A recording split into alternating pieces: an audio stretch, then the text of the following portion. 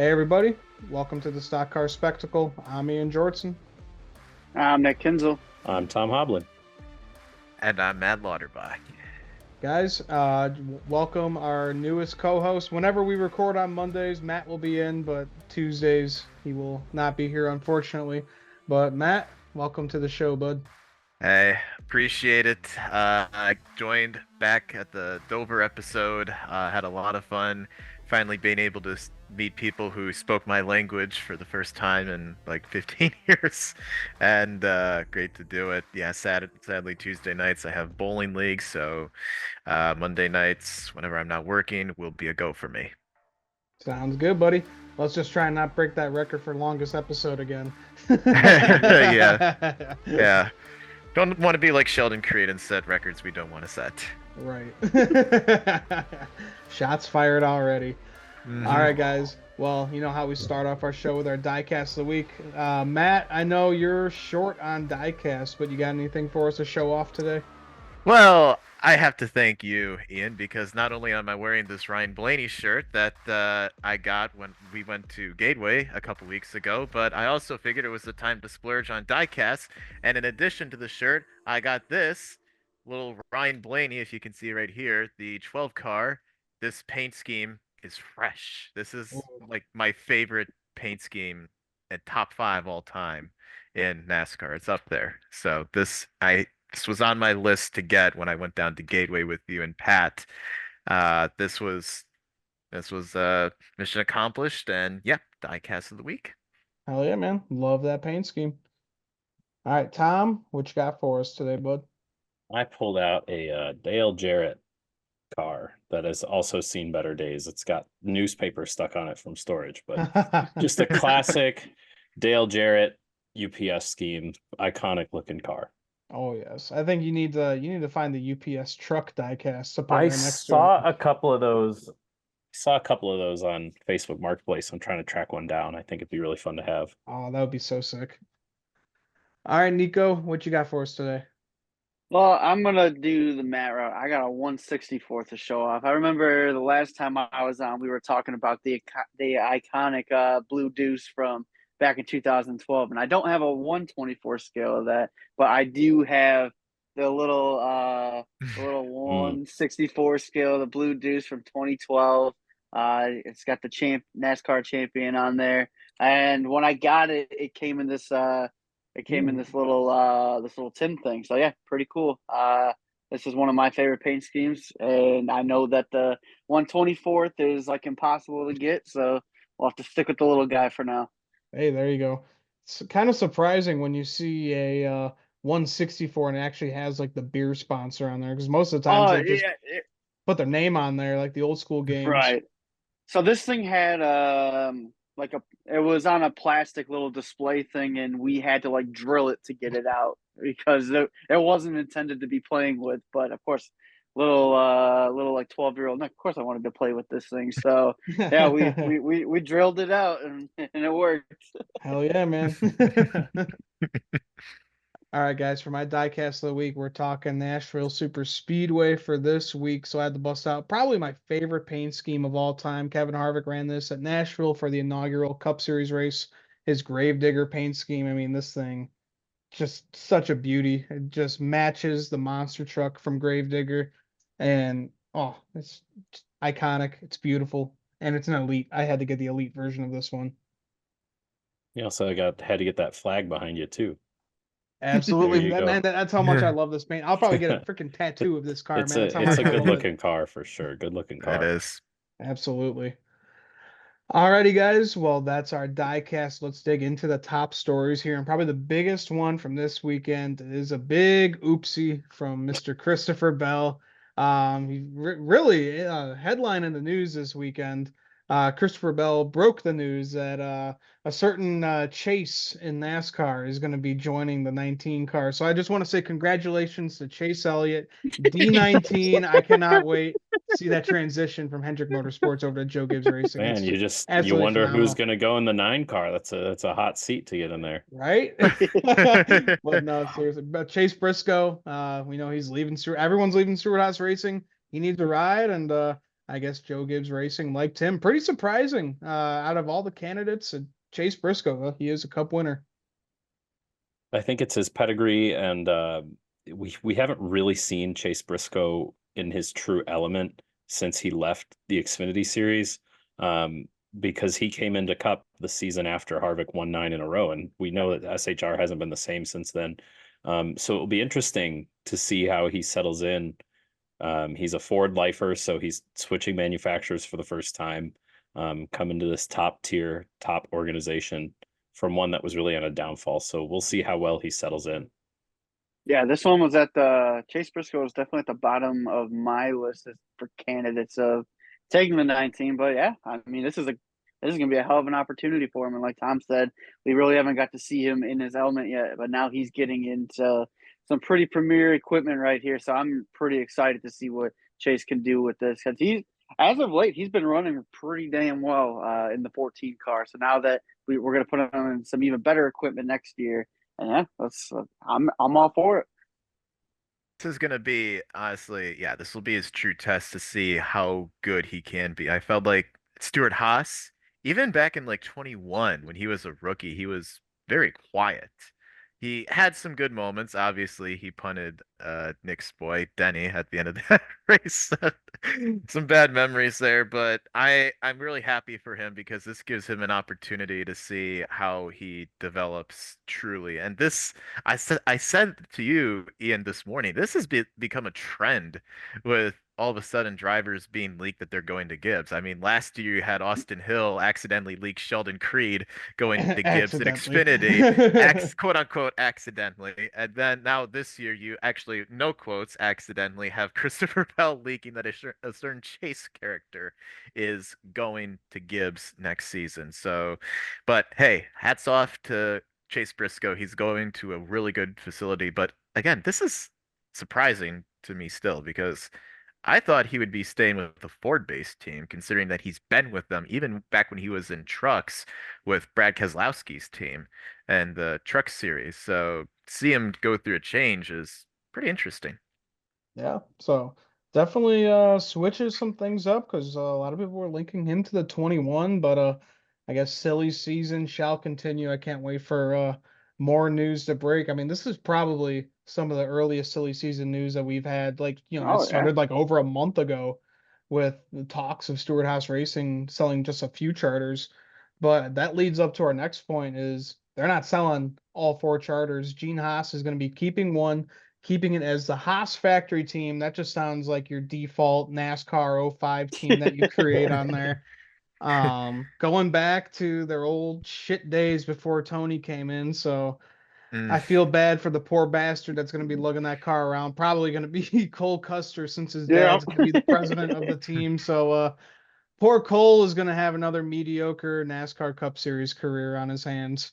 Well, you wonder because they say no driver, no crew chief, no manufacturer announced, but they're still linked with Ford.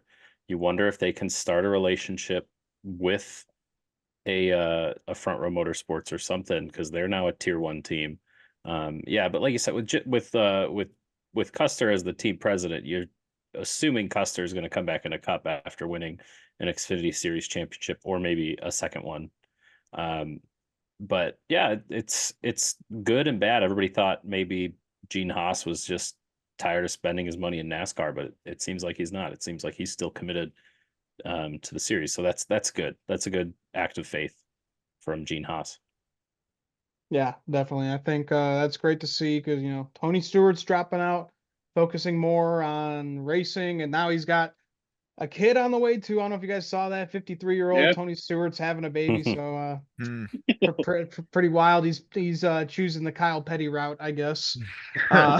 So you just wonder about how SHR is going to handle personnel and whatnot, and if they can convince some people to stick around. And that's really the big thing. The next gen car lets smaller teams remain competitive.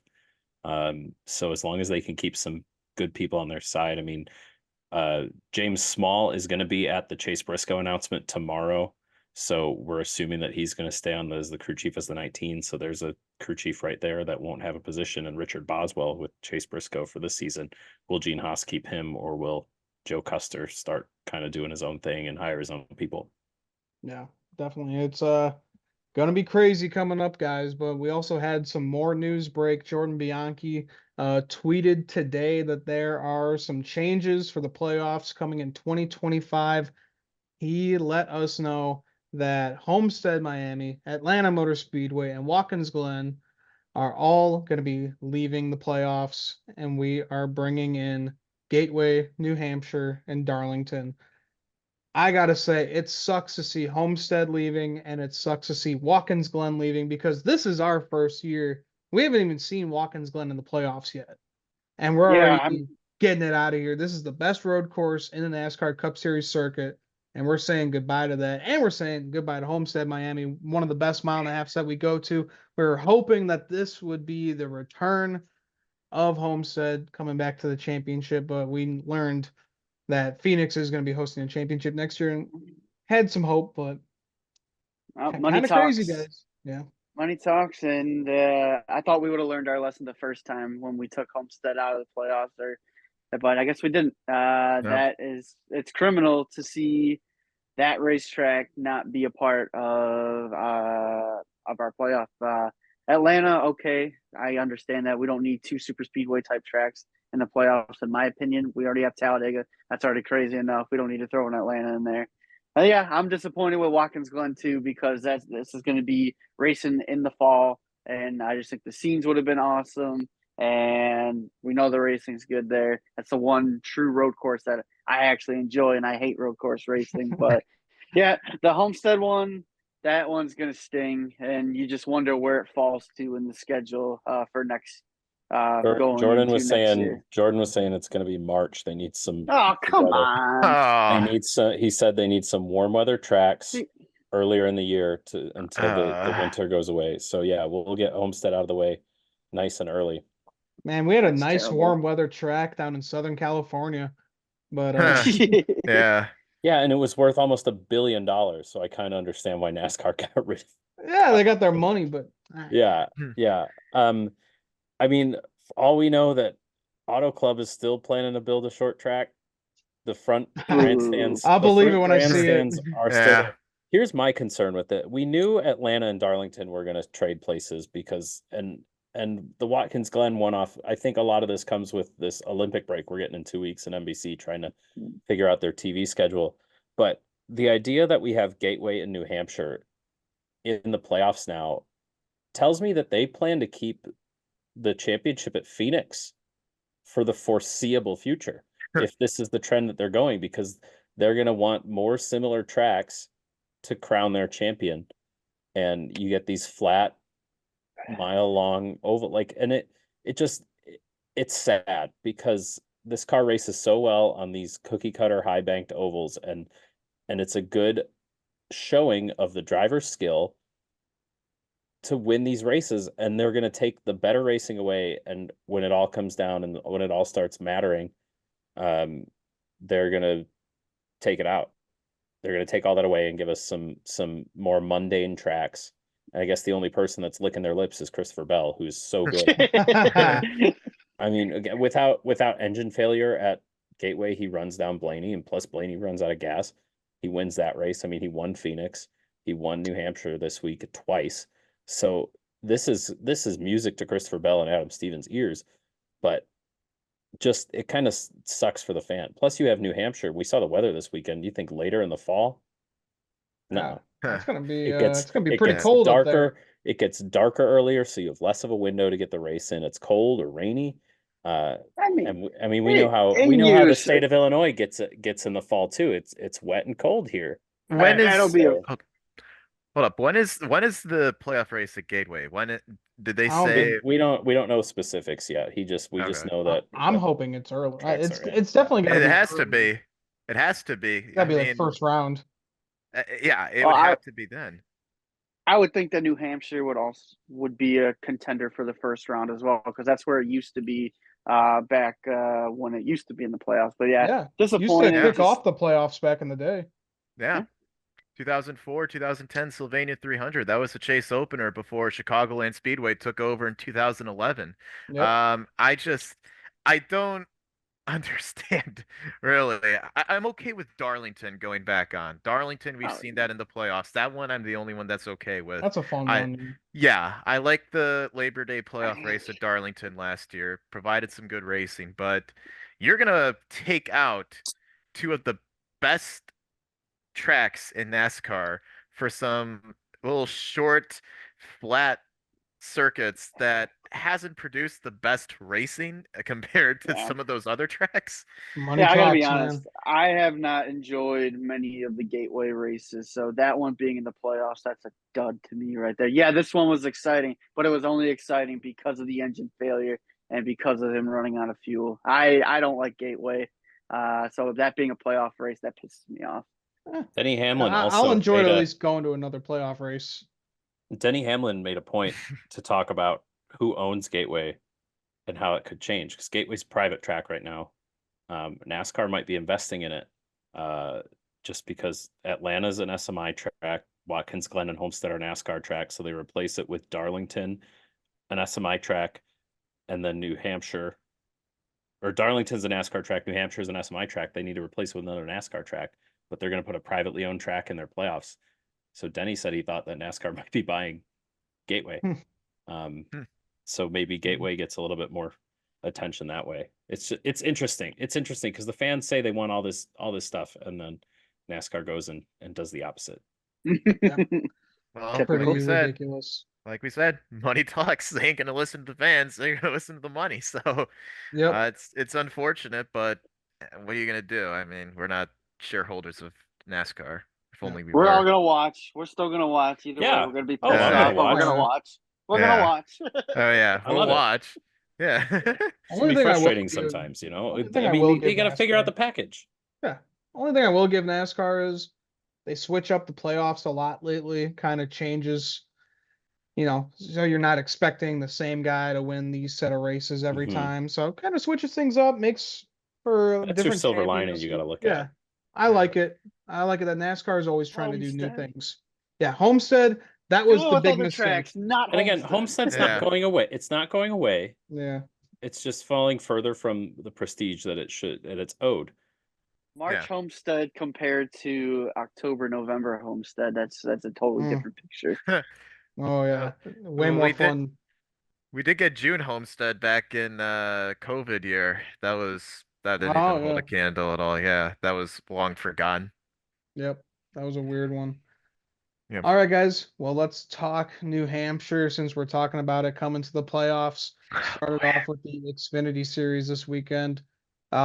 Qualifying practice got rained out. We had Cole Custer leading the field to green in this one. They were starting on the wet tires, and Matt DiBenedetto, horrible start to this race. It looked like he just had no power coming to the start line. And yeah, that kind of explains his entire career right there, pretty much. Poor guy. Poor little feller. Ah. Anyway, Hmm. AJ Allmendinger spins Parker Kligerman after contact with the 39. Kligerman, he's having a pretty rough year, just getting kind of tossed around by everyone. But Car doesn't have the speed that it had in past yeah, couple years. No. it really doesn't. Well, it's No. because it's being seems prepped to in have the taken RCR us. shop. Well, that's Yeah. very true. Very true. It just they seem to have taken a step back with colleague and with RCR. Yeah, for real. Mhm. Both. Yep. Yeah, you can say both of those guys, AJ Allmendinger and Parker Mhm. Klingerman, just not what we were expecting. The whole college program is just dumpster fire. Well, Throw it there out, was burn it. there was some drama with that one too because it seemed like Parker and AJ were going to go after each other out on the racetrack, not knowing that somebody else moved AJ into Parker. So, but nothing came of that during the race. But it got a little bit testy there for a second. Yeah, I know Parker was getting pretty lit up on his mic when they had the rain delay yesterday for the Cup Series race. He was kind of watching the replay from when he got spun, and they were listening to his radio chatter, and he was like, "Yeah, I'm a little embarrassed." But that's why I love Parker Kligerman, race car driver on Saturday, and then he'll be a reporter on Sunday. All right, guys. So Sam Mayer wins stage 1. Good points for him. Christopher Bell wins stage 2. No fucking surprise there. This guy just bleeds New Hampshire Motor Speedway. And then we had got a pile up in turn two on the restart. We had the new guy coming in, Bon Signor and Sam Mayer both spinning. They were both having great days. And this late race spin did not help them. Yeah, it sucked for Boxing Nor because he was up there. He had himself a very good day going there. He's a late model guy coming in. He knows this track very well. He's got multiple wins on this track. In the modified, my bad. So yeah, that sucked to see because he was having a pretty good day up there. You had all four of the Gibbs Xfinity cars up there in stage two, and Seabell won. You had Bonsignor right there. You had Chandler Smith and Sheldon Creed right there with them. So they were just unstoppable. And Yeah. Bonsignor was like, he was on his way, well on his way to top 10 there. And then unfortunately that restart happened. But, Jeff Burns said it, the finish isn't going to reflect it, but the race that he put on, that's an insane first start for a guy making his Xfinity debut at New Hampshire. For Definitely sure. get And they said this wasn't for him to get into Xfinity long term. It was just he always No. wanted to try to run it. So I hope he comes away feeling good about his performance, even though, again, like we said, the results won't show it so well. Yeah, definitely. Maybe we'll get him wanting to race more in NASCAR. 'Cause he was pretty fun to watch, and maybe we'll see him again on one of these short flat tracks. We got For a sure. few of them. The Joe Gibbs Xfinity program right now is a carousel, so Yeah. might as well hop on and hop off every once in a while. Well, hey, now that we're getting Gateway and New Hampshire as playoff races again next year, and if Xfinity decides to do it, we'll see Bonsignor coming back for those. That's He could be an exactly instant champion. Yeah, right. Exactly. All right, so Haley Deegan, she gets out of shape per usual, wrecks the 92. At what point is she on the hot seat? Like this is just it's getting sad at this point. When Put her the on the hot sponsors seat. stop backing her, Yep. Once the money This is- stops coming in, which Yeah. I pay to don't play. see. It's pay to Yep. play. She keeps paying. She keeps wanting to try it. She's going to keep being out there. She's not very good at trying. She's doing a bad job trying. She's a bad trier. She's a very bad trier. Bad trier. Wow. Yeah, we'll put that in the Hall of Fame of bad triers. All right, guys, Most and we popular had driver. Yep, most popular trier. Exactly. 3 wide with 1 to go in this race. Custer, Creed, and Christopher Bell. Man, oh man, what a battle here. But of course, Christopher Bell, 4 out of the 4 times that he has run here, he has won, never lost a race in the Xfinity Series. And Sheldon Creed ties the record with Daniel Emmerich and Dale Jarrett for most second place finishes without getting a win. There's your champion. Yep, there's the champion right there. Man, poor Sheldon, man. Like, when does he just be like, you know what? I am not a winner. That's the thing. I saw a picture on Twitter of him standing in front of all these different types of race cars, in all these different series in and out of NASCAR that he's run, and for that much experience that he has, you would think by now he figured out how to finish a race, and he just can't. I mean, he's taking bad lines. He's hitting people when he shouldn't have, and that cost him. I mean, he got onto a seam and ran into Custer, and it opened the door for Christopher Bell. He's letting people through, thinking he's doing the right thing, and costing other guys wins. It's tough, but he's, as far as I see, the way he's driving at the end of these races, he's going to continue to finish second. Yeah, He doesn't have what it takes right now, and running second is no slouch. Like, he has what it but he's got to learn what it takes to finish a race. If Shane Van Gisbergen can figure out how to finish a race in Xfinity Series, then this guy should be able to. I will say this though about Sheldon right now. Yes, I know he's finished second, which it was painful for me to watch because he's my driver in Xfinity. But he's on the hot streak lately. He would have, had it not been for the penalty at Portland, he would have 4 top 5s in a row. Heck, if he didn't have the penalty, he may have come away with the win there had that not screwed him over. But the way I see it, he's starting to show some more potential that he may not have had when he was at RCR driving the 2 car. I mean, when you look at how Jesse Love and Austin Hill have run the past month, I know they have the wins, but Sheldon's doing better in the 18 car than he is compared to his teammates. I actually looked this up. He has 7 top 5s right now. He has as many top 5s as he did last year driving the 2 car. Keeps it up though. He's already passed Love in point standings right now. Keep it up though. He'll keep getting there. He's on the cusp. I get it. The second place finishes, it's rough. He needs to learn how to finish these races, and so far he's shown an ability to be in control.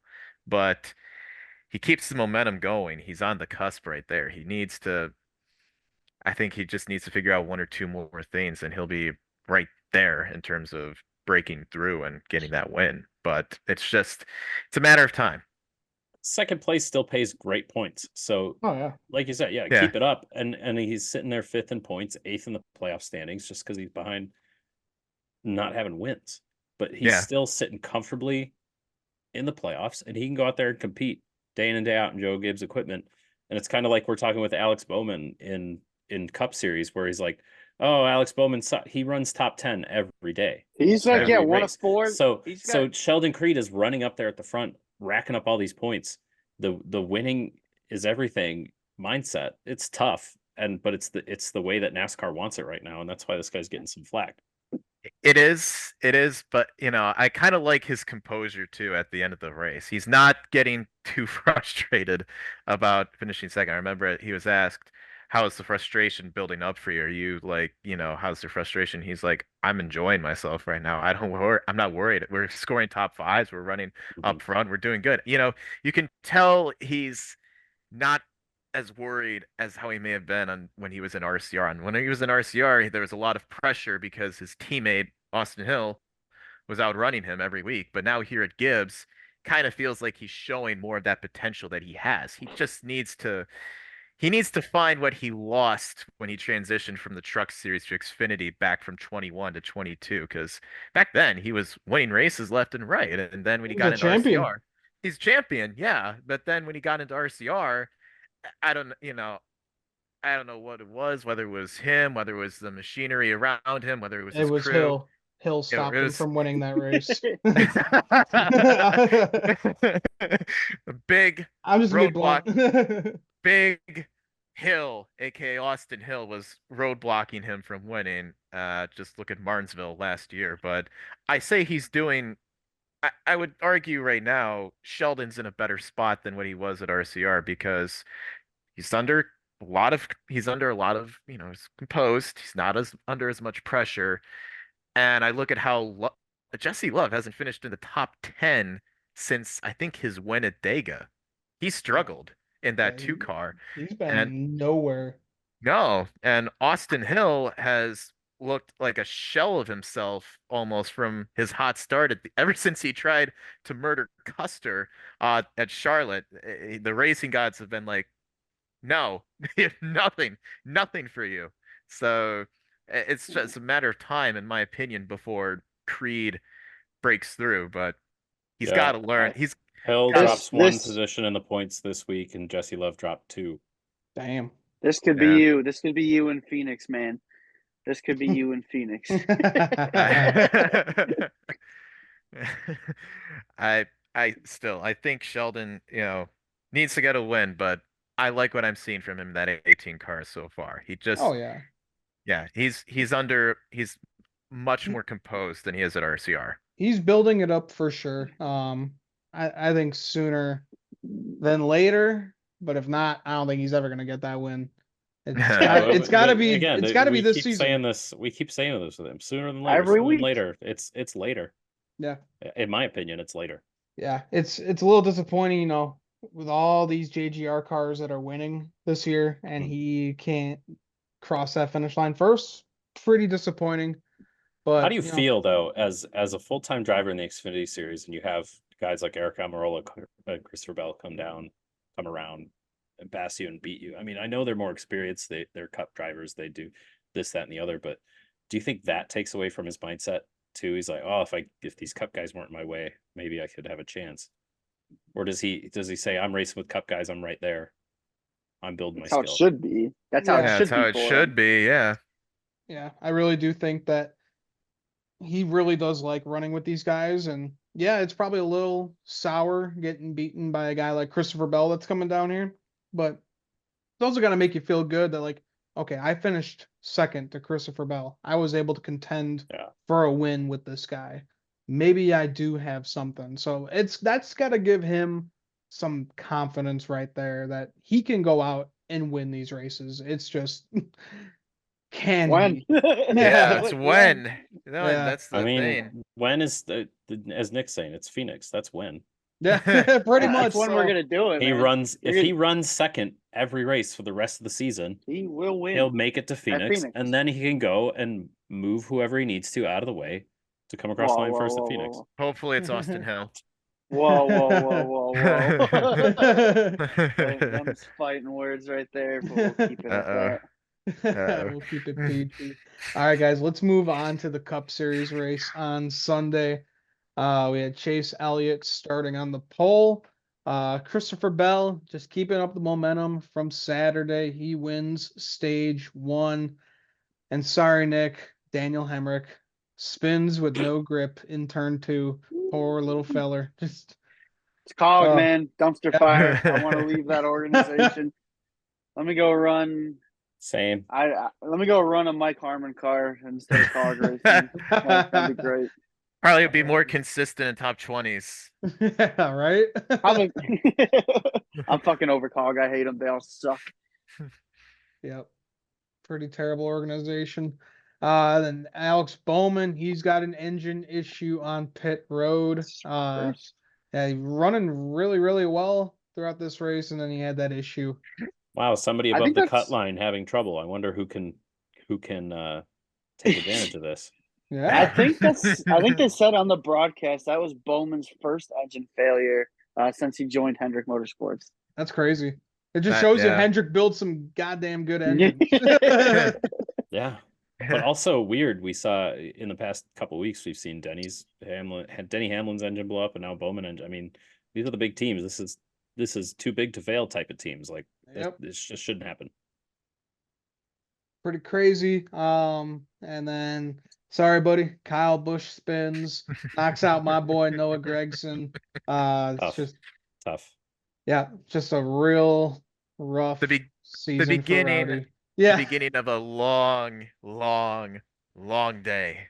Yeah. Why? What else happened? Nothing you want to relive on this show. Yeah. You That's might too bad want to too walk bad we out for a can't- little bit. Too bad we can't take care of an Alex Bowman or take advantage of an Alex Bowman engine failure or whatnot. Yeah. Well, Denny Hamlin wins stage 2, and then we have Chase Elliott and Logano wrecking on the restart in turn 1, and their cars were both pretty fucked up. So Brought put tears a to my smile on my eyes. face. Yep. Happy tears to my Wow, eyes. Joey Logano having trouble above the cut line. I wonder if Kyle Busch can take advantage of that. I want to rip my hair out. And it was you not gotta the only bottle- reason in this race I wanted to rip my hair out. This man's You gonna gotta pull. buy. This man's gonna pull a Dalton, just leave right in the middle. You got a bottle of bourbon right behind you. You better start cracking it open, pal. It's only gonna get worse. I'm gonna need to buy 60 bottles of these bourbon because it's Rebel bourbon. And if Richard Childress isn't willing to invest in these cars, I better fucking be ready to invest in these cars, man. If I'm winning the lottery, I'm starting my own race team and hiring Kyle Busch, paying him whatever he wants, and we're gonna go out there. We're gonna buy a Hendrick cars, and we're gonna use them, and we're gonna go win races. Dude, I love it. I will Oh my give goodness. my lottery winnings to Joe Gibbs Racing if they agree to put Kyle Busch in a car and make him win races. Oh my god. Spoken like a true owner, much more true owner than Richard Childress is. True that. All right, so 4 wide, Joey Logano spins after not clearing himself over the 41 of Ryan Preece. Guys, I have a big question for you. What does Corey LaJoie even do? He is the only driver in the Cup Series who has never won a Truck Series race, an Xfinity Series race, or a championship down there. and then he just drives like this for his entire Cup Hey, career. I hey, can't. I used to defend the guy, but I'm just over it, man. Aha. he stacks pennies for NASCAR. That's what he does. He's How's stacking that pennies working for out for you? NASCAR. That's The, exactly what he does. this is Oh, the problem with having all these cars the same. Is that these lower teams can compete better, but then we see the actual driver talents kind of come out of the woodwork. It's one thing for Corey LaJoie to be hardworking blue collar guy of a little team doing the hard stuff. I mean, he's tightened his own bolts sometimes in the shop before Spire expands. And that's what Corey LaJoie brings, heart to the team. I'm sure he's got good sponsorship.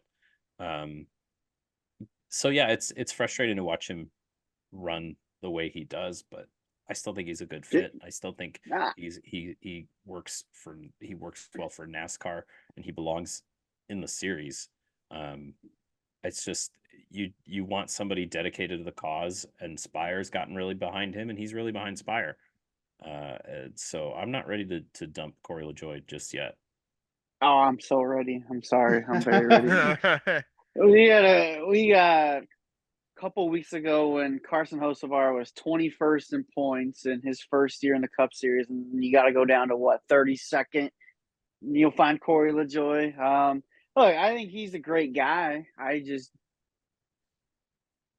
no, this isn't for him. This level is just not for him. He's just been mid, and all I keep hearing, oh, But he's as so Nick says, underrated. what He's so level, underrated. or as Ian says, excuse me, what level is for him? He hasn't won at any other He national hasn't level. done anything, so I don't know why Arca. He's everybody. won an Arca. Send him back to Arca. I don't know why there's so many people that just overhype this guy up to be so good and so underrated. What the fuck has he done? He hasn't done shit. He hasn't done shit in trucks. He hasn't done shit in Xfinity, and he goddamn well hasn't done shit in Cup. Yeah, he almost got his first one in Atlanta before Chase Yeah, he got put Elliott in the did. fence Chase at Elliott Atlanta. did. He wasn't gonna win that. He wasn't gonna win that. He never runs up front. He wouldn't have known how to hold those guys off. Until recently, the thing is, Corey's learning. I mean, a few years ago, even when we were in Gen 6, they were telling Corey not to compete in these races. They said, hey, we need this car to run 6 more times this year, and we don't have the budget to fix it up. So you can't be competitive. Stay out of the way. So he's still learning how to get up there, but I think the 77 he's not even car getting up there out. anymore, you know? I think the 77's figured out how to get up there. Well, like last number week, the 71 ran into the 77, ran into the 7, and put Yeah. Corey in the wall. And so then Corey's playing from behind with damage. Poor Zane Smith is just running himself out of a Trackhouse contract right now with his performance on the racetrack this year. Yeah, but it's a Trackhouse contract, Yeah. so how much money does Spire want to spend on a Trackhouse guy? I'm saying. That's talk about a guy the even tough worse. place here. So yeah, I think this is part of growing pains with the new team. Corey was told so long in his Spire career to not compete, and now he's given the license to kill, so to speak, and he's pulling the trigger before he gets the gun out of the holster, you know? like that's how you get shot in the foot from time to time.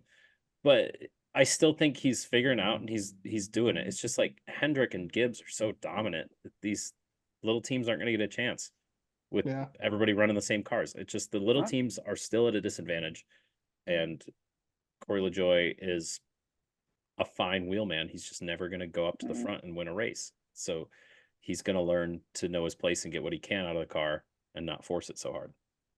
My thoughts on LaJoie have been the same since Gateway last year. Mhm. I know it was a one-off ride for him with the Chase thing, and it pains me to say this because I like him as a person. I think he's a cool dude. I like his podcast. But when you saw him getting the opportunity to drive Chase's car at Gateway with Chase's suspension last year, and you had Hocevar go into the 7 car, and before he wrecked, he was outrunning him. Like he was top 20, almost top 15.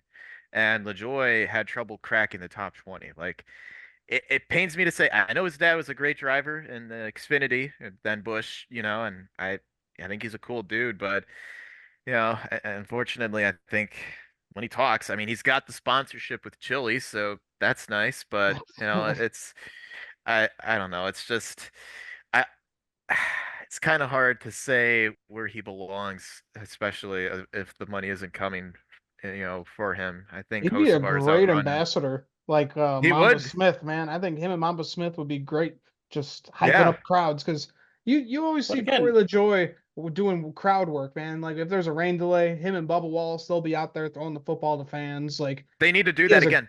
They yeah, need he's to got do a that great again. podcast. but He's got a great but podcast. He's great with the fans.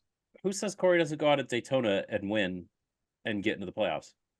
Yeah, he could. Then He then he could. finishes 16th in points and brings that much more funding to Spire, and they can make their cars more competitive.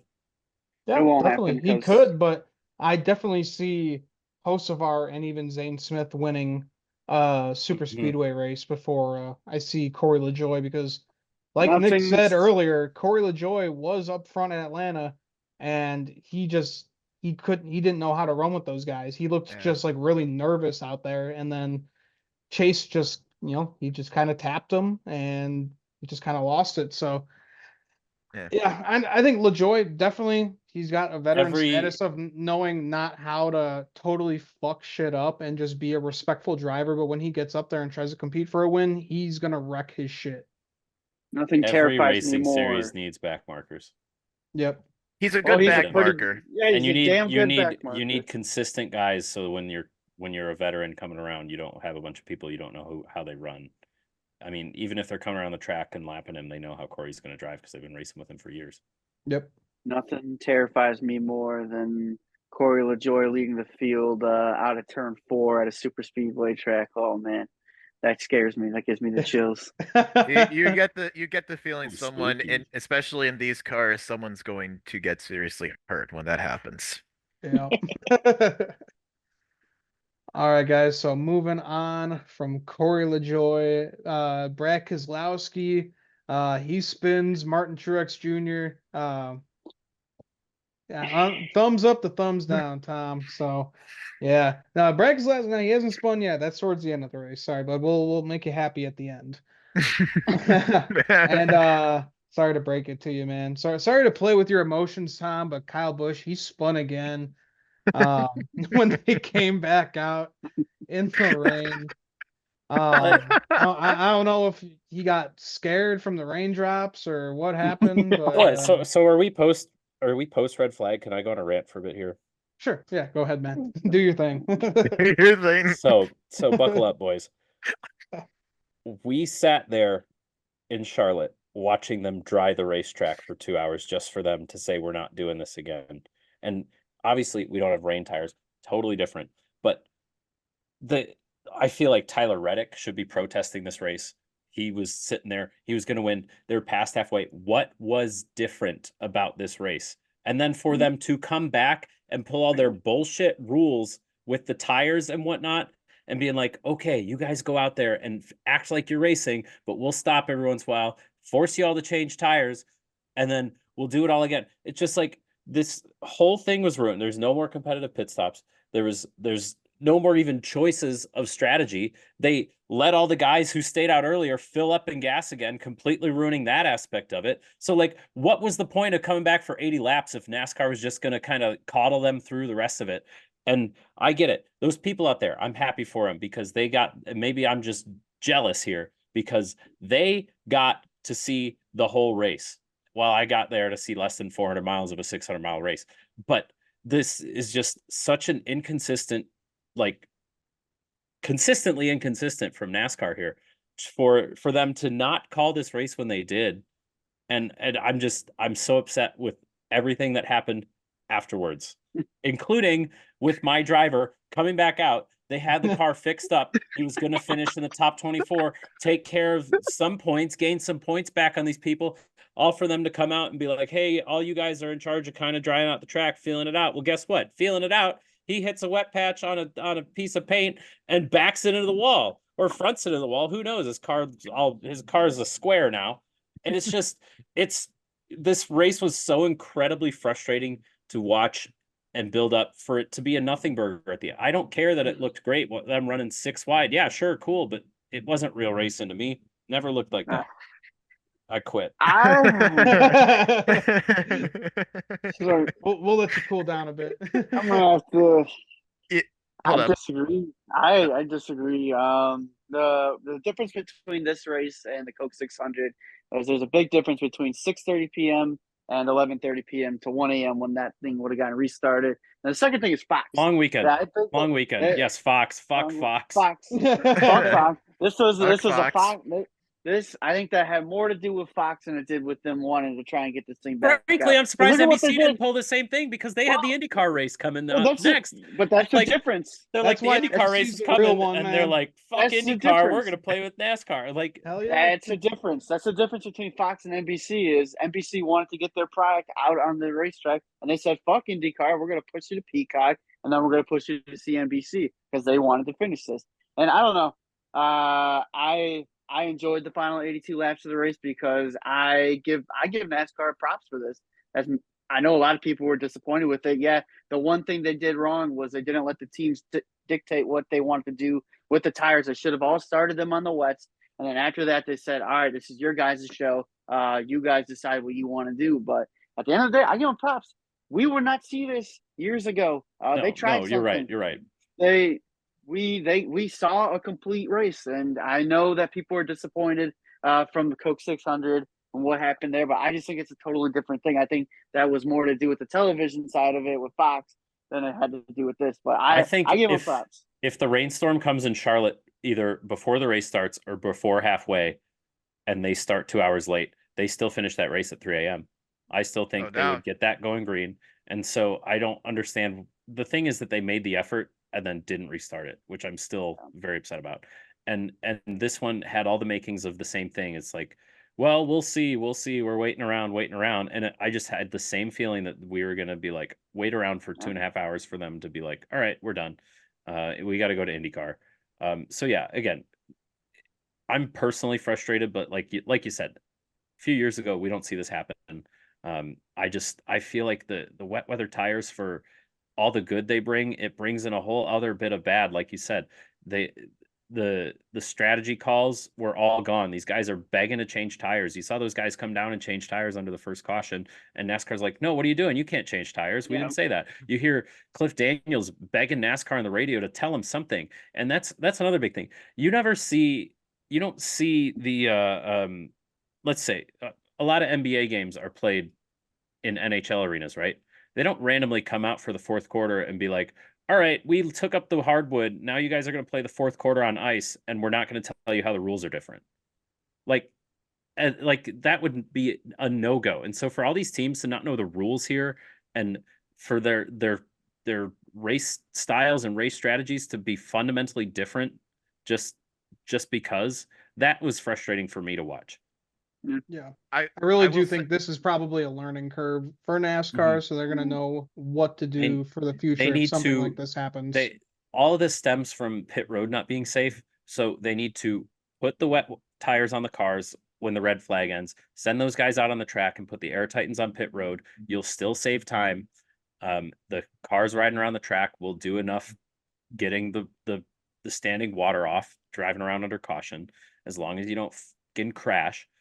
And then they'll dry the shit out of pit road. Now pit road is safe, and these guys can come in and do whatever strategy, live pit stops that they want for the rest of the race. That's the only thing that makes sense to me. I will say this, kind of going off of what Tom said there. I agree. The consistency, because especially for a track like Loudon, the 600 is a track at Charlotte that has lights. And my biggest thing was, okay, you're restarting this race, but Loudon's a track that does not have lights, and you're looking at potential darkness coming in. So it's like, why would you do this for a track in the near the same hemisphere as Charlotte that doesn't have lights? Whereas, with the Coke 600, you can run till 3 a.m. Television. Yep, it's all Fox. But yeah, what money is Fox losing running stuff in the middle of the night? They're going to preempt their I don't know, their 10-year-old infomercials like that. Well, here's the thing too, though. Here's the other thing too, because the roles are kind of reversing in terms of the Sports Geographic. Because guess who's taking control of IndyCar next season from NBC? Fox. And guess who is, as a result of IndyCar's coverage on Fox, is going to be directly affected? NASCAR. So obviously, you're going to have NBC say, okay, well, we'll take care of NASCAR. Fox, you take care of IndyCar, and we've done a great job. We'll get everything all set up for you. It's the TV things, obviously. That's the biggest issue. I was mad myself because I didn't understand them going back racing either, especially at a track that late. But I will say, watching the race at the end, that was the right choice because that was some insane racing. I agree that it needs to be more of a consistent call, especially when you look at how it was with the 600. You got to have consistency. But all in all, it was great racing. I know, Tom, my condolences. There were 6 passes for the lead the whole race. I understand, like, visually it looked nice, but it's all smoke and mirrors to me. It's just like nobody was going anywhere. People who were running well all day started falling back. People who weren't running well all day were coming up. And for what? What did we prove? What did we learn? That we can run a half-assed They race could do on it. They wet? proved Like, that they could do it. Like this is just the first race. This is the first. This is the first race that they tried this. Now they learn from it and they build on it. Yeah. I don't know. We didn't the have end to of the wait day- 2 hours for the entire track no, to no, dry. you didn't have to wait and- for the track to dry, and Yeah. they got, again, all the fans at the track got their price of Hey, admission. Like, I'm in a tough place here, just because it's like, do you want consistency in competition, or do you want to get the whole stuff in and whatnot? And I just feel like too many variables change in these situations for it to not be considered a fluke, a scam, a sham.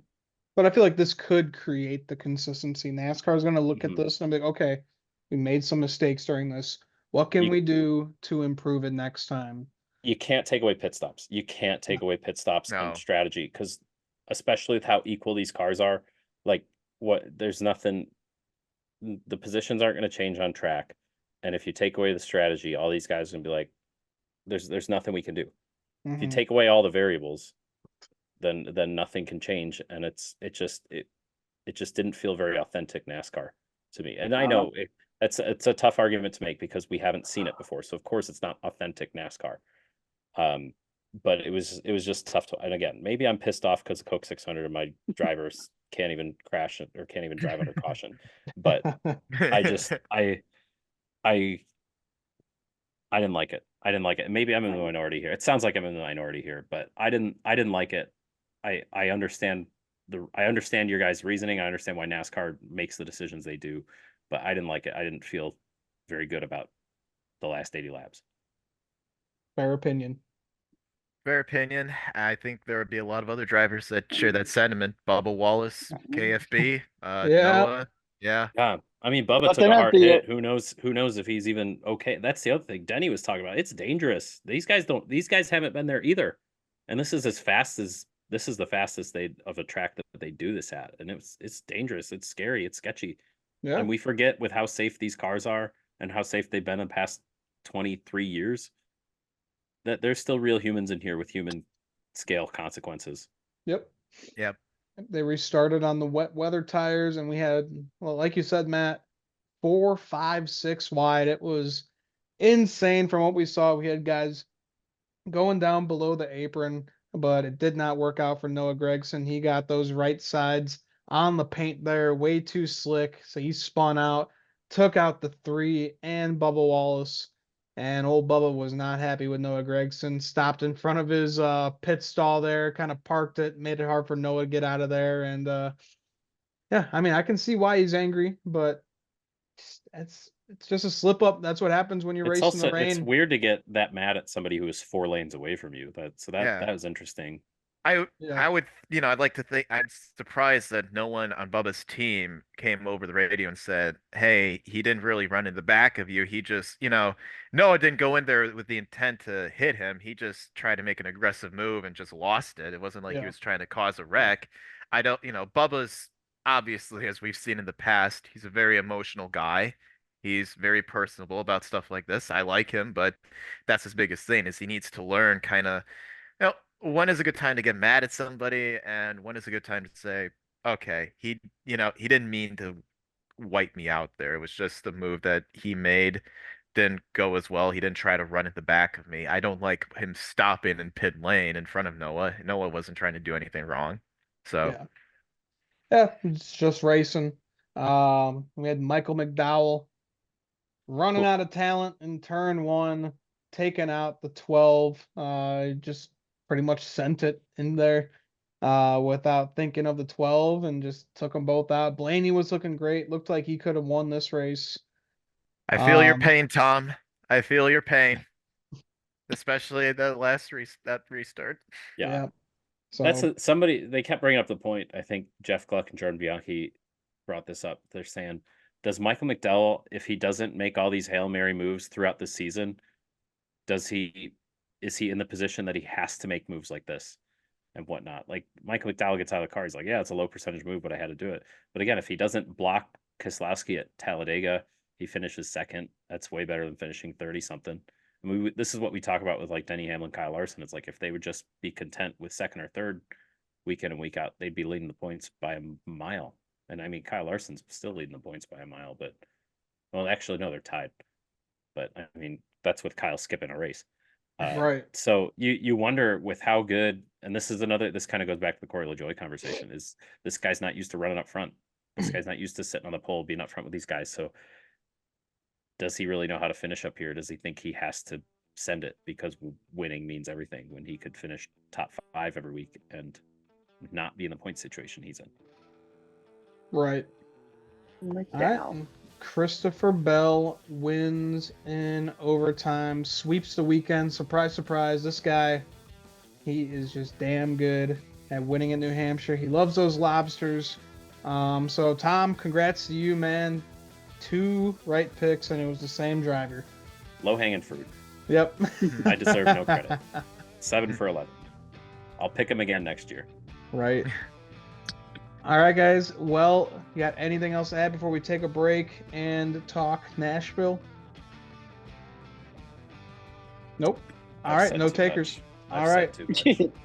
All right, guys. We'll be back after this break.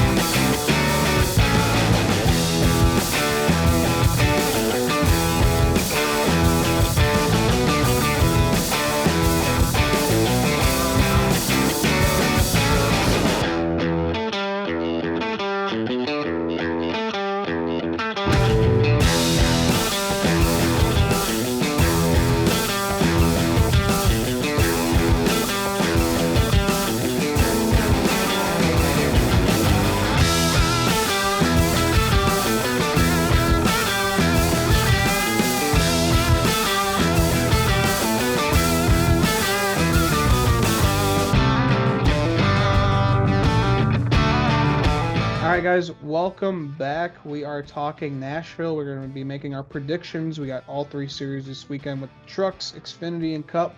And you're right, Tom. Someone's going to be getting a beautiful guitar this weekend.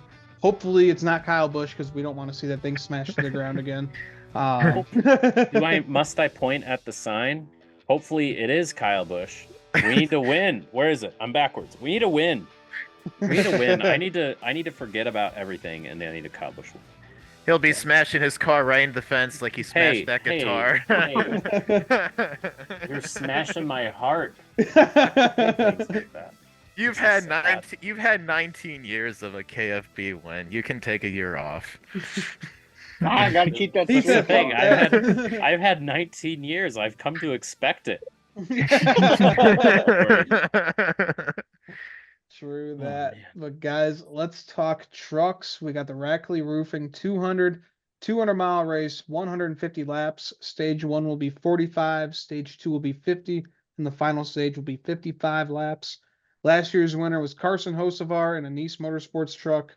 Toyota, Ford, and Chevy all tied with 4 wins, topping the charts. So everyone's pretty even out here. They've been racing here for a while too. I think since like 2001. That might have been the Xfinity Series as well, but they've been here for a long time. Some notables in this race: Brennan Queen, also known as Butterbean, will be back in that one for Tricon. Clint Boyer, he is going to be running that 7 for Spire Motorsports, coming out of retirement for one race in Nashville. Should be fun to see him behind the wheel. And Frankie Muniz, he's making his Truck Series debut in that 22 for Rayum Brothers Racing. So hopefully He can have a good race. Keep it together. Doesn't crash because he's been having some real shit luck lately. But Matt, I'm gonna start off with you for the Truck Series for Friday night. Who you got going to victory lane in Nashville? Well, I'm looking at the point standings right now. Obviously, Corey Haim's been on a roll this year lately. He's gotten 3 wins, but he ranks second in points to the man himself, 19, Christian Eckes. I'm going with my boy Eckes this weekend. He's gonna win. He's gonna prove that he's right up there with Corey Haim in terms of the Truck Series all-star level. Yeah, I know Corey Haim's great and all, but I think Christian Eckes is gonna go out there and dominate this Friday night in Nashville. I'm calling it Christian Eckes winning the truck race. All right, not a bad pick. Mr. Nick, who you got going to victory lane in Nashville? I felt like the trucks haven't raced in forever. It's only been a couple of weeks, but this is the weird part about the truck series is they take these long breaks. So I think there's going to be some rust coming off of a long break. So I'm always just going to go with the guy who he's just Mr. Consistent. He's the best in the series right now. I'm taking Corey Haim. He's just the man, and with this long break, I expect the fast trucks to go fast. So give me Corey Haim. All right, not bad. Mr. Tom? All right, I'm kind of going a different direction here. I'm seeing this break as kind of a time to reset, and maybe some people who haven't been so competitive lately will take their time off and work on it, find some speed. So I'm going to go for the points leader's teammate, Tyler Ankrum. Was leading the points early on for the first few races this season. Had some weeks off to think about it, and I think Tyler Ankrum can find victory lane. All right, I like it. I gotta go with the guy. He made his Truck Series debut at North Wilkesboro. Mr. Brendan Queen, Butterbean himself, looked great out there. Looked like he could win that race. Just a phenomenal run for the guy, and he's getting another chance here at Nashville Super Speedway. Great short track racer. And I think he's ready to take this step and win in the Truck Series. Dude has a lot of talent in this series already after one race, and I can't wait to see what he can do. Would be awesome to see Brandon Quinn. Man, I'm picking a lot of guys this year that just do not have a whole lot of starts or are making their debuts. I've been picking Carson Quapple. I've been picking Brendan Queen. So man, I really want to see these guys win because these guys are just super talented. I hope to see each of them in a full-time ride next year. Oh yeah, and if they Yeah. walk away with a win, then you're guaranteed to see them more. So Absolutely. or selfishly, you're picking those guys because you want to see them more. Yep, exactly. I like the way they race. I like their personality. Butterbean, hope to see that guy in victory lane. And I just hated how at North Wilkesboro they made him change his name on the back because it did say Butterbean, but NASCAR forced him to change it to Queen. I was like, come on, let the man live his life. Never have anything great. Watch out for Yeah. Ty Majeski here. I feel like this Short track track. will fit, this track Yeah. will fit his style. And then we had a Nice truck win last year, so they probably got a good notebook. And Caden Honeycutt seems to be like he'd be Is he in the field? He's been he's in a Nice Oh, truck. that's a sleeper Yeah. pick right there. Yeah. He's been outperforming at some of the other tracks this year. So those are two guys I'm watching out. Maybe won't win for, but I'll watch out for those guys as well. I like it. All right, guys, let's move over to Saturday for the Xfinity race. We got the Tennessee Lottery 250-mile race, 188 laps. Stage 1 is 45, stage 2 is 50, and the final will be 93 laps. Last year's winner was AJ Allmendinger, back when this guy could win in the Xfinity series. And I do not see him being a contender this weekend, so I guess all of us do not have him in our playbook for Saturday because we got some freaking notables in this one. Ty Gibbs going to be in the 19 for Joe Gibbs. Nemechek in the 20 for Joe Gibbs. Tyler Reddick, he'll be in the 26 for Sam Hunt Racing. Noah Gregson, second start for him in the 30 for Rhett Jones Racing. Carson Quapple, I just mentioned the guy. He'll be in the 88 for Junior Motorsports, and Ross Chastain, 92 Holy for cow. DGM. I'm going to say right now, I am not picking Carson Quapple. I'm going with my boy Noah Gregson. Going to win this thing. Looked great in that 30 last time. and he's just a god in these Xfinity cars. Just hope I think that it's car gonna, stays in one piece. yeah, because Ty Gibbs is in the field, and we know that they have a great friendship. No, I'm talking that car showing up at Portland and dropping the whole oil pan off the bottom of it. Oh yeah, very true. That's what's scary. Noah will perform well in almost anything he gets in, but you can only go so far as if the car is good. Yeah. If Well, the this car's is a bad, the Stewart car's got to be Haas able to repair run. So car. okay, Yeah, okay, so I think it's going to be a lot better with Noah run the car because SHR is helping him out. So yeah, and so far those cars have looked great all year. for sure. So I went first. So Tom, we'll head over to you. Who do you have winning Saturday for Xfinity? I've got a guy who won in Cup here and outperforms in bad equipment. So I'm going to go with Ross Chastain. He'll wheel it around. He'll figure it out. He knows how to get around the Xfinity cars. I think Ross Chastain will be really strong. Go home with another guitar. Not bad at all. All right, Mr. Nick, who you got? Yeah, there's just too many cup guys, too many stacked cup guys in this field to think that one of them's not going to go out to win. That's pretty crazy. So I'm just going to go with the guy, 19 car Ty Gibbs. He's also very good when he steps inside of an Xfinity Series race car. And yeah, I think it's gonna. I think the cup guys are going to put on a hell of a show on Saturday. These guys are going to be battling it out, and at the end of the day, yep. Pains me to say it, but I think old Tyrone's going to go to victory lane in Nashville. Pretty fair pick. All right, Matt, who you got?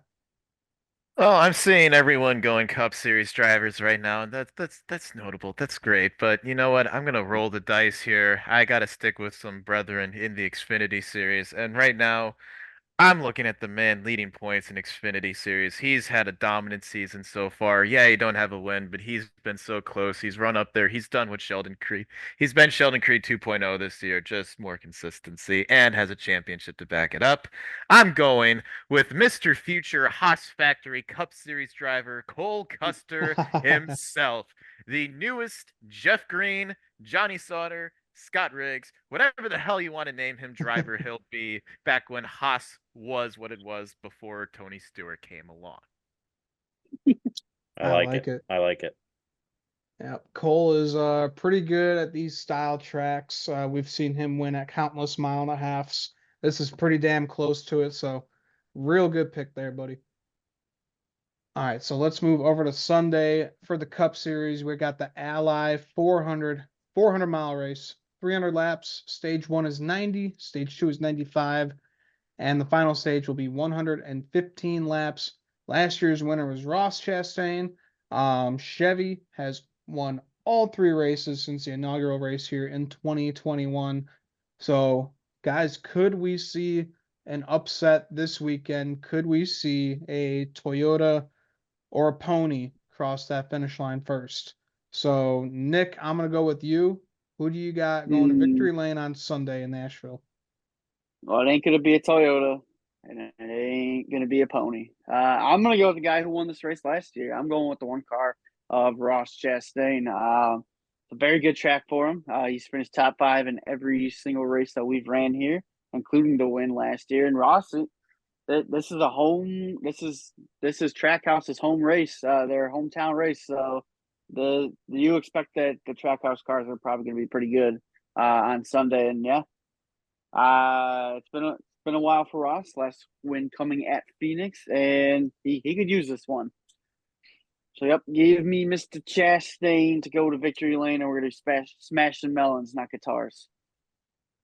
I like it. I like it. Could smash a melon with a guitar. There you go. He's gonna do something new There you here. go. He's gonna Smash a use melon. a piece of watermelon as a pick. That's There what you Smash he'll a go. do. melon with a guitar, and he'll probably smash in a few fenders on his way to victory lane on Sunday. That's the way he Why not? rolls, man. That's He'll be he drinking it. rolls. He'll already have the Busch Light flowing at that time. So Give me that Ross Chastain back, man. Make him run through some people. Yeah, he Not was Kyle on actually the more last fun race back at then. Sonoma. Yeah, not the passive one that we've seen kind of be quiet this year. This is a good track for him. Yep. All right, Matt, who you got going to victory lane on Sunday, buddy? Well, again, I got to stick with my gut and go to Chevy here. Fuck the ponies. They ain't doing jack shit at this track. The Toyotas Oh, they're okay, but Whoa. they're they don't have enough for the true competitor, the true guy, the guy who's currently tied for the lead in the points. Oh, I like where this And is going. yeah, an asterisk. So Nick, you're probably gonna want to keep all sharp objects away from you at this time because you are absolutely gonna love me with this pick. I'm going the 2022 winner of this race, Chase Elliott. And Ian, same Ah. thing with you. Ian, same thing with you. I am going the 2022 winner. A roll of the dice. He's gonna get his way back to victory lane, get himself another guitar. He will become the all-time leader. I am making Mr. Patrick Cotto, who will be out there watching this podcast when it gets released, very happy. Buddy, I got you. oh man. Second Second time on the show and you're picking Chase Elliott. Sorry, buddy. We got to kick you off. Guys, there is if you some want to hope. comment down below, we do have opening for a new co-host. Come Put your on. applications down below. There is some hope. I've been to the track twice this year, and Chase Elliott has won a cup race and Xfinity race while I've seen it, and I will not be going to Nashville, so everybody can rest easy. Chase Elliott's not going to win this race. Thank God. No way. Even though he's been scary consistent, and frankly, he should win this race. Like, why not? Right? Yeah, exactly. Why not? Why the hell not? He's consistent. Why not? Yeah, he's over the pain from last year. And, He's back. He's really back. oh yeah, he's back and it's scary. So Tom, who do you got winning on Sunday for that Sunday money? I'm gonna refute your "fuck the ponies" sentiment, Matt. Here, my brain immediately went to Ford winning this race.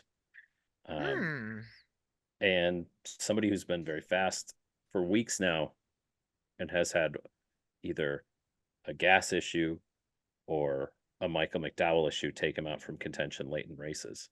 So I think it's our reigning champ, Ryan Blaney's time to go to Nashville. Alright. Okay. And pick some guitar here. You just made Matt eat his own words right there. Fuck I mean, the you're ponies. gonna, yeah, you're wearing a Blaney shirt. You say "fuck the ponies." Well, okay, I meant for this week only. I'm sorry, but I do not trust Ford at this track. So sorry, Ryan. Love you. Got your shirt on, but for this week, I can't. Sorry, he's not good at Nashville. And racing gods, if you are truly blessing Chevys this week, please bless the 8-car extra. Yes, bless Kyle Busch. He needs it. Yeah, I think if Kyle Busch more won than anyone. I think if Kyle Busch won, he would really smash the guitar again out of frustration. He's like, "Fucking finally!" He would just smash it over Richard's head. That's what would happen. He didn't. He Yeah. didn't smash it the last time he won at Nashville in the Xfinity car. So Yeah, true. he acted like he it. did a acted fake, like it. Yeah, he then did a pump didn't. fake. Hey, I Pretty mean, sure I think hey, he would even do if he doesn't win, he'd still probably storm victory lane and take the guitar and just smash it over people's head just out of pure spite and frustration. Yeah, well, if it's Ricky That's- Stenhouse, then yeah. Yeah, if it's Ricky Stenhouse, yeah, Ricky Ricky's got another. Stenhouse winning at Nashville. I'll Oh eat my my God. hat. Okay, Hey, if Or- Ricky or- Stenhouse wins, Tom is eating his hat. Yeah, I'll eat it.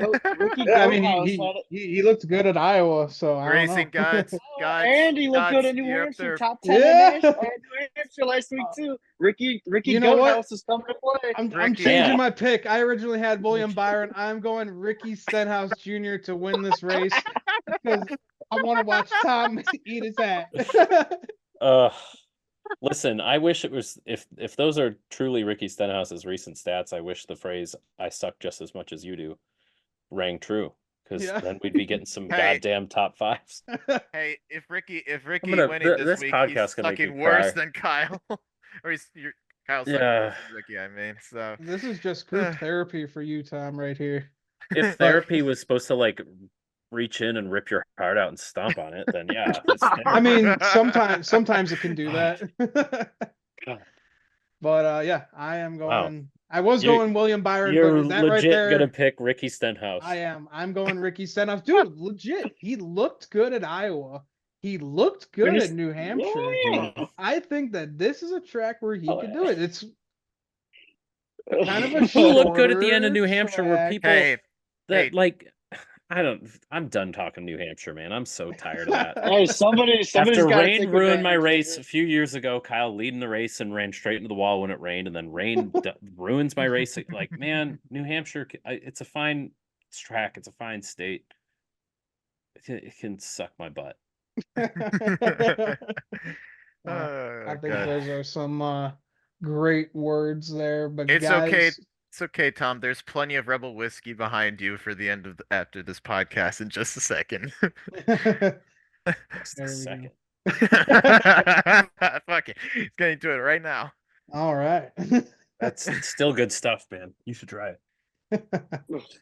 Mm. Well, If once KF they if stop KFB wins sponsoring the Kyle race, Busch. I will. It's KFB like I how don't I have to. By the way, folks, I don't have to work tomorrow. This is my weekend. So All that's right, actually guys. So good. I may have a before we end the show here, let's talk the playoff picture for the NASCAR Cup Series. Kyle Larson, he is back on top in the playoff picture. Didn't take him long. Only just. Yeah, It's tied. it did not take him long to get back up there after missing the Coke 600. But Kyle Larson, he is a threat. But guys, let's look at some guys that are right near the cut line and right below the cut line. Bubba Wallace just teetering right there, 17th place. Not too much behind Mr. Joey Logano there in 12th. I mean, that's the thing that with New Hampshire, it seemed like everybody in and around that cut line had trouble, and you really see people like Chase Briscoe who took advantage of not only the conditions at the end of the race, but the fact that Kyle Busch and Bubba Wallace and Joey Logano and Alex Bowman, they all had issues. So 25 points in the next 7 races is no easy task, but it's way more doable than 45 points or 73 points. No. So yeah. My prediction is one of those SHR cars below the cut line is going to get themselves in there. That's where I'm going. Points? Josh Berry. Berry. On points would be hard. That would be hard. Mhm. They're a little far back on points. Yeah, we got 7 to go, but I think one of those two is going to win. Whether it's Josh Berry or Chase Briscoe, one of those two is going to win. I mean, They've been frankly, running too well. I think the 4, the 10, or the 14 could pull off a win before in the next 7 races. Those are going to be the guys to watch. I mean, not only did SHR start slow, but those guys are auditioning for jobs. Yeah. They need to show what they can do now. I mean, I guess Chase Briscoe isn't really anymore, but maybe he'll be a little bit more loose, thinking, "Hey, man, this is one last time at SHR, and then I get to move on to a really good team." So, yeah, I agree, Nick. The 4, the 14, even the 10. The 10, again, his 40-point penalty at the beginning of the season is looming large right now. Yeah. I think Noah can definitely I think Noah can even win a race, even if he doesn't make the playoffs. I do see him winning an SHR equipment before the season ends. And the same with Josh Berry, in my opinion. Because Noah's been close all year long. Josh Berry, he's picked it up. He has lit a fire under his ass like the past month. This guy has been so fast. I still think that's Kevin Harvick in that car. I don't think that's Josh Berry. Some team is going to be because Kevin Harvick in that car last year was so good. Shut up. How's Kyle doing? I'm sad and I'm taking you down with me. Some team is going to be very lucky when they get the duo of Josh Berry. He's got to bring Rodney with them. Rodney wants to go with him, so they have to go together because and those frankly, two together are just. You'd be stupid to take Josh Berry without Rodney. Yeah. Right. Exactly. Yeah. They've learned so much from each other just this year, and look how that car is running. It's amazing. But if we are talking a SHR car just making it on points, I'm going Chase Briscoe. This guy has been stupid consistent lately. He's on the way up. Yeah, came in second this last weekend, and I really do think just.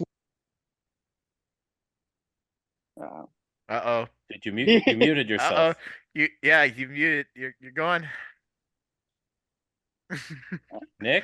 I pressed the button. All good. There you go. Yeah, but with him taking that job for Joe Gibbs Racing, even with that news just being leaked, I think he is just going to be so much better. knowing that he has a job next year. He's comfortable. He's not worried, and I think he could win 1-2 races this year. This guy's just been absolutely incredible. But honestly, anyone but the 41 at this point, Ryan Preece is just not that guy right He's now. checked out. He's really he's done. We'll see you in Xfinity, Ryan. Well, hold on though. Oh, yeah. So we're saying at least one of these guys from below the cut line goes in there. So who do they replace? Does Joey Logano? Are you guys saying Joey Logano, 2-time NASCAR champion, misses the playoffs?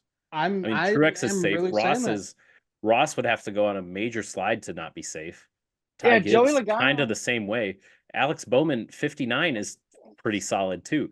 So it's all it takes, though, is one of those guys winning and is going to push the next guy out. Joey Logano has not had race-winning speed, so it's not too hard to believe. Kyle Busch does not have race-winning speed.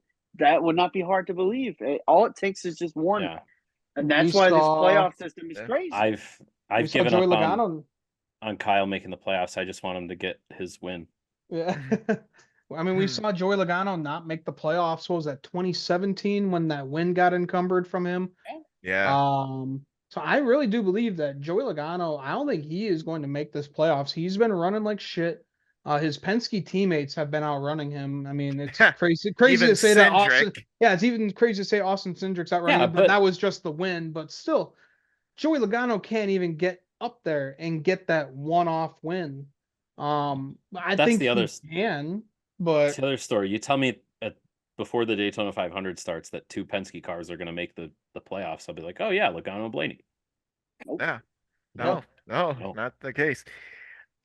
Here's the thing though, you got to keep an eye on Bowman because it was around. I know he had his injury last year around, and in the summer he really slumped. But tracks that we're going to pretty soon, Mr. Bowman, the showman, has not run very good at some of those tracks. I mean, Pocono, he had the win, but that was only because Larson blew a tire. We saw him.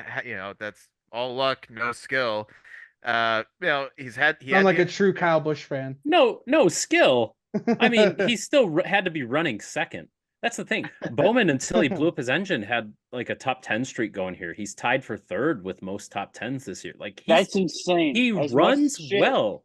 He runs so well. It's just his other teammates run better, so it's quiet and everybody thinks he sucks, but he doesn't suck. He doesn't suck, and I'm tired of hearing people say Bowman sucks. Well, Bowman sucks. If I'm tired of you. That's too damn bad. Yeah, I will forever say Bowman's a hack. He's 59 points above the cut line. He's getting his ass kicked every week by his teammates. Because his teammates are future Hall of Famers. They're gods. All 3 of them. His teammates might as well each be the Father, the Son, and the Holy Ghost. Like, for goodness sake. You hate to be, I don't know, the 4th to the Father, the Son, and the Holy Ghost. Whoever it is, the 4th. Yeah, who would that be? The Virgin Mary? I don't know. The Virgin Mary? He's not Satan. Richard Childress is Satan. God, get into our NASCAR biblical studies. We established Austin Hills. It's Sunday school, we'll call it. Yeah, right. So yeah, no, I agree with you guys though. Joey Logano right now is missing the playoffs. Bubba Wallace is missing the playoffs. Kyle Busch is missing the playoffs. Yeah. It just sucks for Bubba because he puts himself in this spot where he just can't get himself just a little bit above to where he's not having to worry about being on the bubble. You know what's weird though is that if you ask me, just without showing me any of my points over here, who's having a better season, Bowman or Bubba? In my mind, it's Bubba. I just feel like I see Bubba more running up front. And yet Bowman's sitting here way ahead. And that's just Bowman's style. Quietly consistent. Yeah, super quiet. But guys, I think that is a great spot to end our show here. We got Nashville coming up this weekend, so it's going to be a fun time. Hopefully we see a good show with the Cup Series. We know that it's kind of, I don't know why it keeps doing that thumbs up on my Zoom. But yeah, gonna be a fun weekend. I love this track. Went there a few years ago for my bachelor party, and we had a hell of a time there. Unfortunately, we saw Chase Elliott win that race, so hopefully we don't have to see that 9 win there this weekend. Go Chase! Shut up. You're off the show. You'll never see Matt again. But guys, that will do it for us here at the Stock Car Spectacle. So if you haven't yet, make sure to like our video, subscribe to our channel, check us out on Twitter and Instagram as well. So for the Stock Car Spectacle, I'm Ian Jortson. I'm Nick Kinsel. I'm Tom Hoblin. And I'm Matt Lauterbach, about to be replaced pretty soon. Yeah, I'm you're afraid. damn right, buddy. We'll see you guys next time. Enjoy the races.